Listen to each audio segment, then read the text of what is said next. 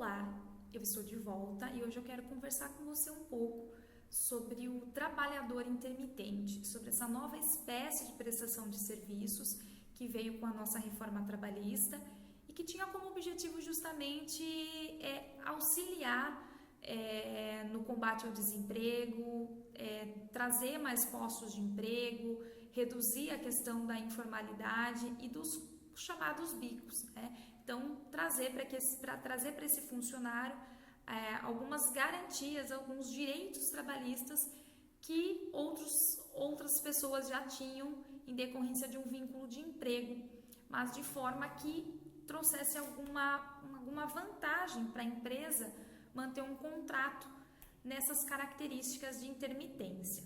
Então, para que nós possamos entender o que é um trabalho intermitente, o trabalho intermitente ele pressupõe uma alternância de períodos, de período de prestação de serviço e período de descanso ou de prestação de serviço para um outro trabalho, para uma outra empresa, para um outro empregador. E vocês podem perguntar, nossa, mas como assim? Eu não consigo compreender esse conceito. Na verdade, pessoal, nessa hipótese de trabalho intermitente, essa prestação de serviços, ela não ocorre de forma contínua. Então, o funcionário ele pode ir toda semana em dias específicos, ou pode ficar semanas sem prestar serviços, ou meses sem prestar os serviços. Não há uma continuidade, certo? Há alternância entre períodos em que ele está inativo e períodos em que ele está prestando os serviços, certo? Esse tipo de contratação intermitente, ela independe da atividade da empresa, certo?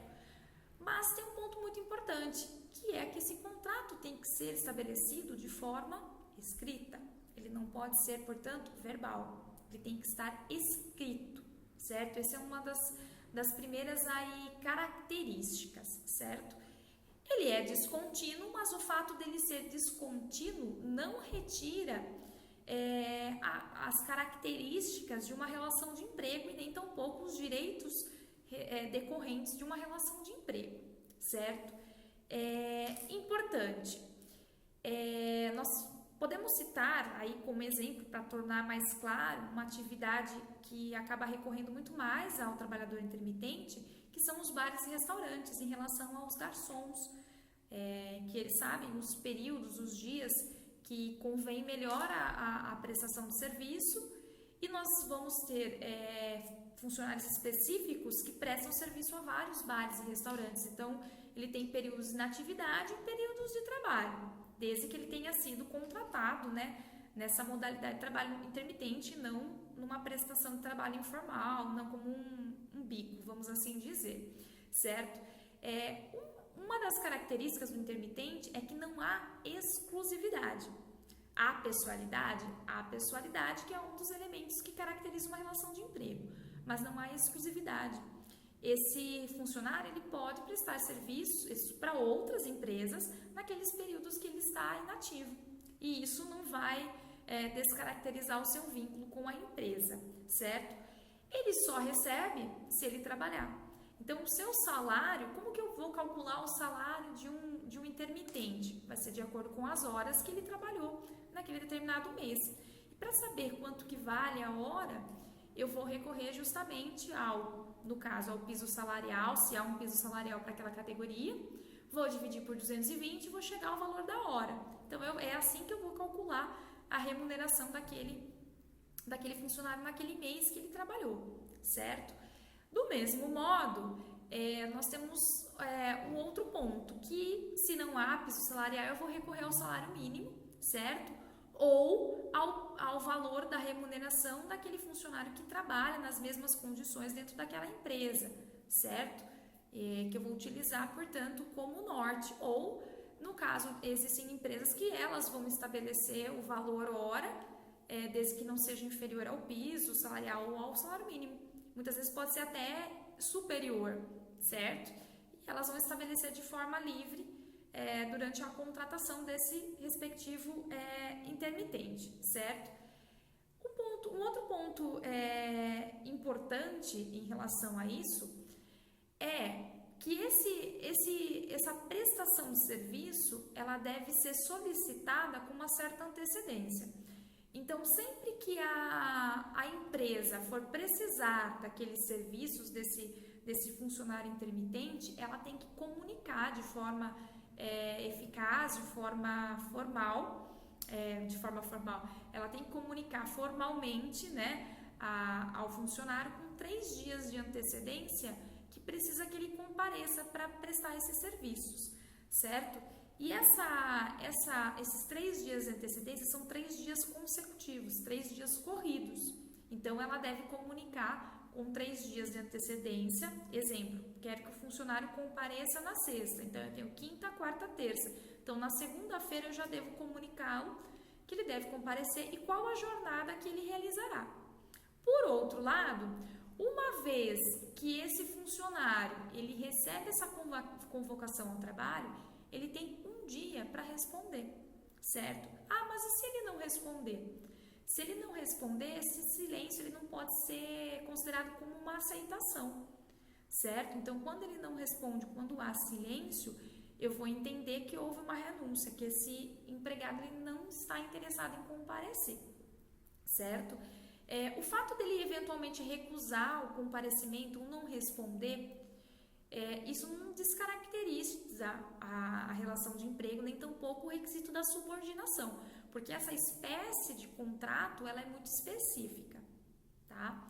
E por fim, vamos supor que ele tenha aceito. Então, o empregado ele aceitou o comparecimento.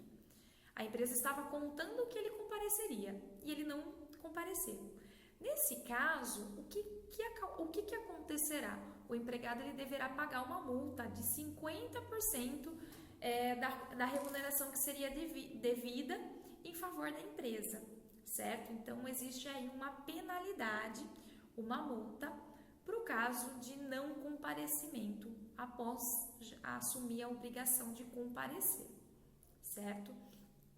E nós podemos ainda citar como uma outra característica desse contrato de trabalho, que o período de inatividade, o período que esse trabalhador ele não está prestando seus serviços à empresa, ele não é considerado tempo à disposição do empregador.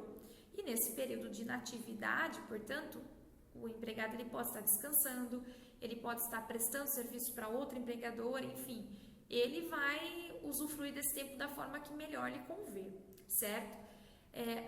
Ao final de cada período de prestação de serviço, o empregado ele passa a ter direito, portanto, à remuneração, certo? Ele passa a ter direito às férias proporcionais, acrescidas do seu respectivo 1/3, ele passa a ter direito ao 13º proporcional, acrescido do seu respectivo,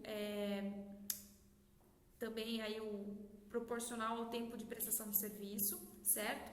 Ao descanso semanal remunerado e também aos adicionais legais, no caso, adicional de insalubridade, eventualmente, se o trabalho for desempenhado em condições insalubres, ou adicional noturno, se for desempenhado durante o período noturno, certo?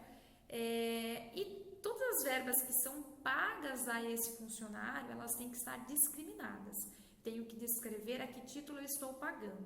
Tá? Isso é um ponto muito importante para as empresas que contratam trabalhadores intermitentes. E por fim, nós temos que mencionar que a empresa ela deve fazer os recolhimentos previdenciários, ou seja, o INSS, e também o recolhimento do FGTS. Ela não está isenta dessas obrigações. Esse é um primeiro destaque que nós temos que fazer antes de encerrar o nosso segundo destaque, que é justamente a questão das férias, certo? Então, a cada 12 meses, o empregado ele adquire o direito de gozar, de usufruir de férias, de usufruir de descanso. E nesse período de férias, portanto, ele não pode ser convocado a prestar serviços. Esse período tem que ser efetivamente usufruído como férias. Ele não pode ser convocado por este empregador, certo? Bom, em relação a esse tema, nós conseguimos esgotar aí os seus principais aspectos. E no nosso próximo vídeo, nós vamos falar um pouco sobre o contrato temporário e o contrato de terceirização, certo? Então eu te vejo no próximo vídeo e mais uma vez eu venho agradecer a tua atenção. Muito obrigada!